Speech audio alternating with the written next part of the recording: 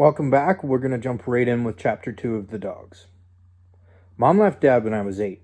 She says he'd been acting strange since forever. I have flashes of things, but I'm not sure what's real. What's dreams and what's things I've overheard Mom say to my grandparents. Anyway, Mom moved as far away. Dad came to see me a few times on supervised visits at some government building. Then, all of a sudden, we moved again. According to Mom, Dad did things she'll tell me about when I'm older. So, hey Mom, when's older? This is our 5th move and nothing's changed, except I'm more messed up than ever. Mom says change is great. Embrace change. It's like her motto or something. Only, for Mom, change means planning where to run next before we've even unpacked. From the get-go, she's scouting escape routes in case of an emergency. So I'm hardly surprised she knows where we're going. She shows me the virtual tour on her laptop when we stop for gas and a donut. It's perfect, 1,000 kilometers away, far enough for us to disappear. The rent's a bargain and it comes furnished. What do you think? Guess. Please don't be like that. Mom, it's a farmhouse. She pretends not to hear me. The real estate agent says if there's ever a problem, the owner lives on the next farm over. He works the land, but keeps clear of the house. So we have privacy and security. Isn't that great? Think of the fresh air, the scenery. Think of the fun of exploring the woods beyond those fields. How am I supposed to make any friends on a farm? There's a town not far off that's right by a lake and has a recreation center and a new school and... Hello, I don't drive. I'd have to take the bus home right after. Lots of kids take school buses. I turn away. Cameron, you have to try. Fine, I'll try. Does Farmer Brown have cows? I'll make friends with them. Mom closes her laptop. I know this is hard, but living in the country, there's less chance of meeting people who know people who know people. Also, it's harder for him to prowl around unnoticed. Yeah, right, whatever. Cameron, don't give me that look, please. You know what he did on Facebook. We can't be too careful. She presses her napkin to her eyes.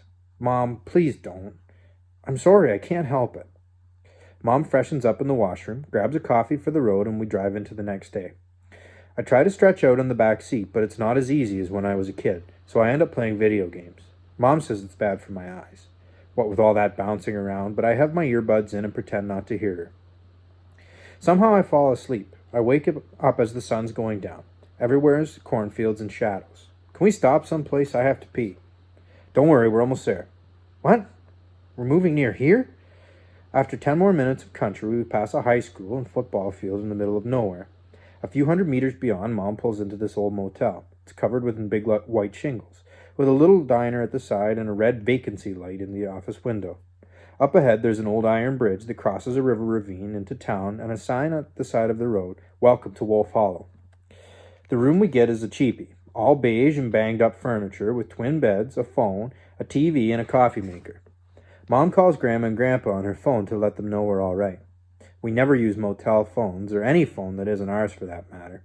That's another rule. If your father bugged Grandma and Grandpa's phone, he could track us down from the motel's number.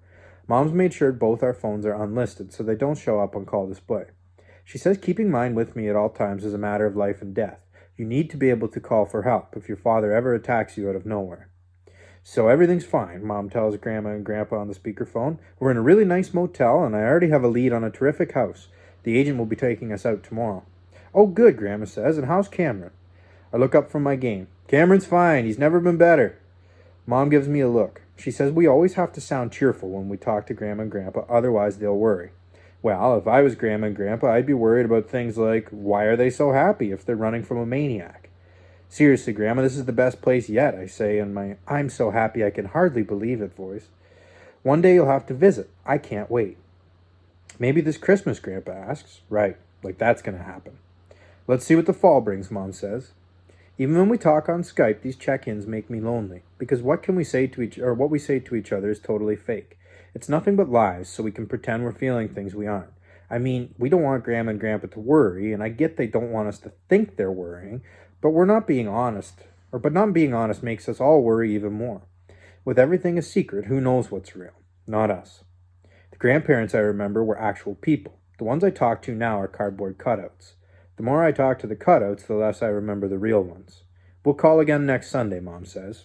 Over and out.